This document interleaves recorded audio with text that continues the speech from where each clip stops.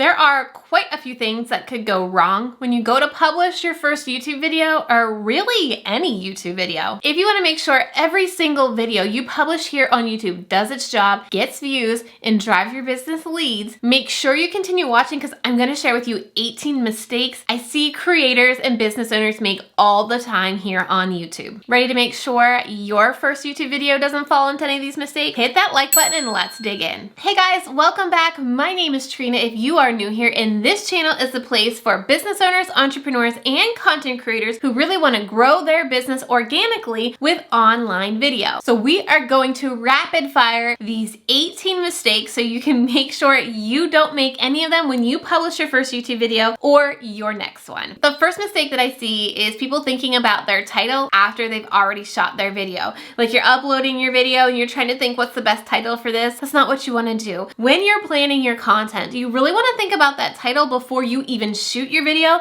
so you can make sure your hook, your first 5 to 15 seconds really ties into the title, because that's what the viewer is clicking on. They're clicking on your video based on that title. So you want to make sure they're reassured in the hook of your video that the title matches up to what you're going to say. The second mistake I see is not putting time into thumbnails. And I know thumbnails can be a bit of a tedious job in trying to figure out the best way to do it, especially if you aren't a graphic designer like me. But your thumbnail is your primary marketing material. It's what's going to stop the scroll on YouTube and get people to click your video. So you really want to think about what you can do in your thumbnail to get people to stop scrolling and click on your video versus everybody else's. And one of the easiest ways to make thumbnails a little bit easier is spend some time in a program like Canva or PicMonkey and create like 4 to 5 templates.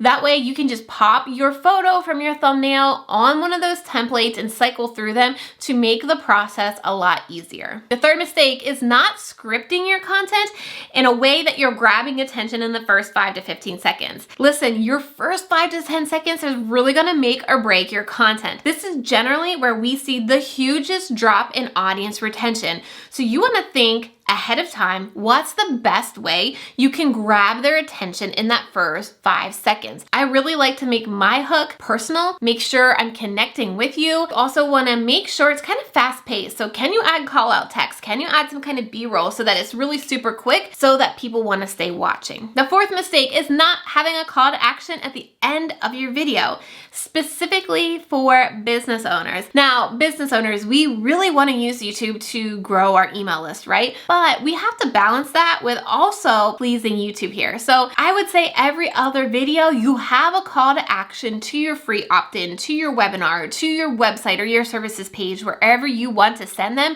And then the other videos, you need to be having a very strong call to action to watch another video, and more detailed, a specific video. So you need to really pitch that next video to watch to increase your end screen click-through rate, which is so important here on YouTube. The next mistake is research burnout. So many students inside of Video Strategy Academy come to me saying, Trina, I've been researching for hours trying to find the perfect tag or the perfect keyword for my video. Stop. This isn't getting you anywhere. I always like to advise them to set a timer. 15 to 20 minutes max on determining what content you're going to create and just do it. Because the problem is you're going to research your eyeballs out and you're not making any progress. So stop wasting your time trying to find the perfect tag or the perfect keyword, because spoiler alert, it doesn't exist, and just start creating content after about 20 minutes of researching. Mistake number 6 is not getting to your content quick enough, and one that I struggle with in the beginning.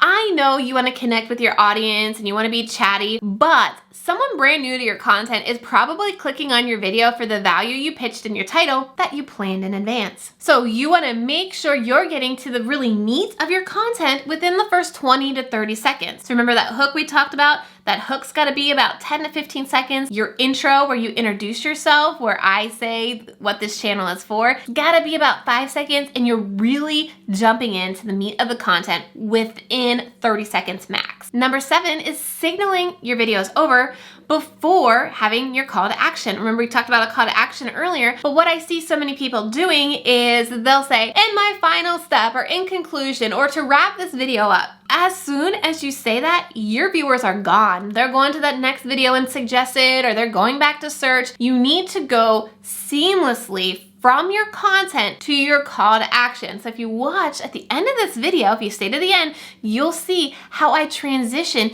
into my call to action for my YouTube roadmap. Mistake number 8 is not sharing your videos. So a lot of people think, we set it here on YouTube, set it and forget it, and it's gonna do all this magic. You've got to really promote yourself, especially when you're getting started on YouTube. If you have an email list, tell your email list. If you have followers on Instagram, Facebook, TikTok, Snapchat, if that exists, tell people. Share your content. Let them know it's out there. Use your built-in audience to help you build your audience on YouTube. The more people you can get to watch that video that want to support you, the quicker YouTube is going to start picking you up and recommending you to more content. So make sure you're sharing your content and not just sitting it there on YouTube. Now, mistake number 9 is sharing your video with the wrong people.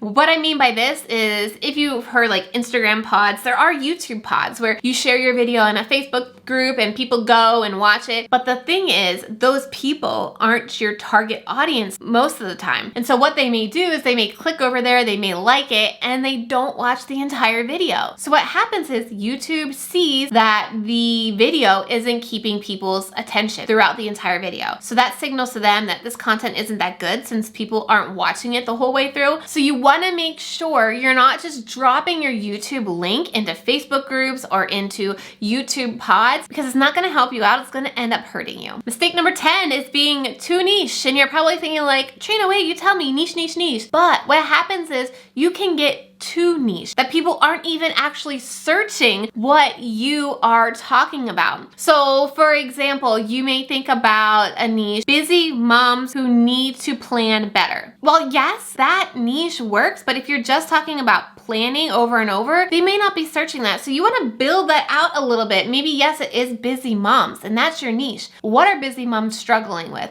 Are they struggling with meal prep? Are they struggling with exercise routines? Are they struggling with balancing their schedule? So don't go so specific that it's going to be really hard for people to find you, or people aren't even searching that niche into YouTube. The next mistake is not giving people a question to actually answer in the comments. So if you're struggling with getting people to engage on your videos, are you asking them to? Are you giving them a question to make it super simple for them? I even suggest putting your question in the comments as well. Pin it to the top so people can start answering that question and know what to post in your video. They're not gonna just magically start posting comments if you aren't asking them to engage. Number 12 goes along with number 11, and that is not responding back.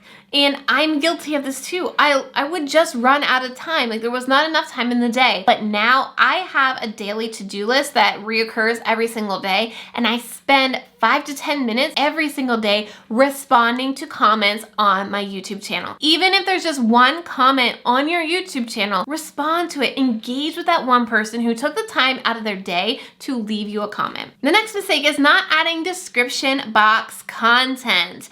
Now, this one is a little tricky because you might be thinking, what should I even post? So I have a video on that breaks down everything that you need to be putting in that description box content, but you really want to ensure you're putting a summary in there so YouTube knows what that video is about. You also want to make sure you have links to your other YouTube videos, because you want to get people to watch more content so that YouTube knows your videos and your channel is an asset to them and they recommend more of your content. You also want to drop in your link to your lead magnet or your webinar, or however you're getting people on your email list. You can put that in your description box. Don't leave that empty. The next mistake is bad audio and lighting. And I'm not telling you to go out and buy all the fancy equipment. Just use what you have. For one, you can use a cell phone. This is the greatest camera you can get that you already have. And the best way to get great lighting is to set it in a window. So all I would need to do to use this, if I didn't have my own lighting, is just stick it in this windowsill, prop it up right here, and record from there. That natural light is going to be the best lighting that you're gonna get. Not even all the fancy lighting equipment will be better than natural light. When it comes to audio, usually the biggest problem is echo. And so one thing that I do in this particular room is lay blankets down, because it's a tile room, so there's a lot of echoing. So I lay blankets and comforters and pillows down to make my audio better. Mistake number 15 is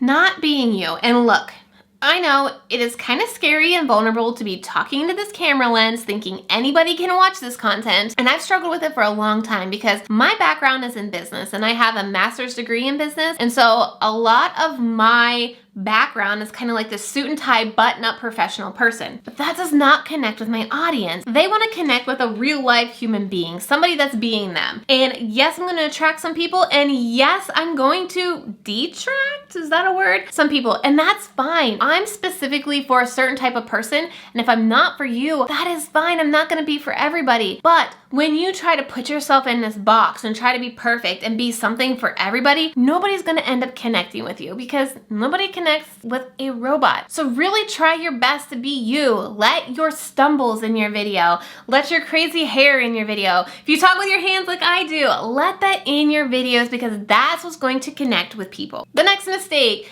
is not getting a workflow or process in place. Now, if you're going to be on YouTube, it's important to stay consistent. And if you're a business owner or content creator, you're probably creating consistent content anyways. So if you're going to be constantly creating video content, you need to put a system in place. I specifically use Asana. I have every single step that I do inside of Asana so that I make sure I don't miss anything, because there's nothing worse than going to upload your video and realize, oh, you didn't take a thumbnail photo, or oh, you didn't do that ending for Facebook. So if you want to grab my workflow, I do have it for sale. I'll link to it down below. I believe the link is trenalittle.com/YouTube workflow. But again, if you want that, I will put that in the description box for you. Moving right along to the next mistake, and that is not creating templates. And by templates, I mean workflow templates, end screen templates, thumbnail templates, text templates. So a lot of the times I tell you to use text call out, and sometimes that can be time consuming. But once you create one, then you can just copy and paste it using your brand fonts and your brand colors on all your other videos. Another client that I have, she creates her own title screens in Canva. And you can create your own text callouts in Canva as well. And once you create that one time, you just have to duplicate it for every single video, changing out the text or changing out whatever it is you wanted to say in that call out. Another mistake is not looking at your data. And it's scary. In YouTube analytics, there's a lot of numbers. And for me, I wasn't a numbers person, and I pretty much avoided that for a long time. But YouTube gives you all the information in your analytics to tell you how to succeed on YouTube. So if you really want to dig into your analytics and figure out what it's actually saying, make sure you watch the video that I'm putting on the screen right now, because that shows you exactly how I analyze all of my clients' channels and my channel as well to figure out what kind of content I should be creating to grow my channel. Now, if you're ready to get serious with YouTube and you want to make sure your channel is set up for success, so that your videos are driving more views and more leads to your business, make sure you grab my roadmap. It's 15 pages of pure value and links to tutorials to show you how to do things like create your about section, create your channel banner. So click the link on your screen right now, or go down into the description box and click that link. Once you download that and you're ready to get started on YouTube, make sure you watch the video that's on your screen right now, because it's gonna give you some tips and some advice on how to feel confident on video. So if that's something you've been struggling with, I'm gonna break down all the things that I've done to get comfortable on camera. So click that video on your screen right now, and I'll see you over there.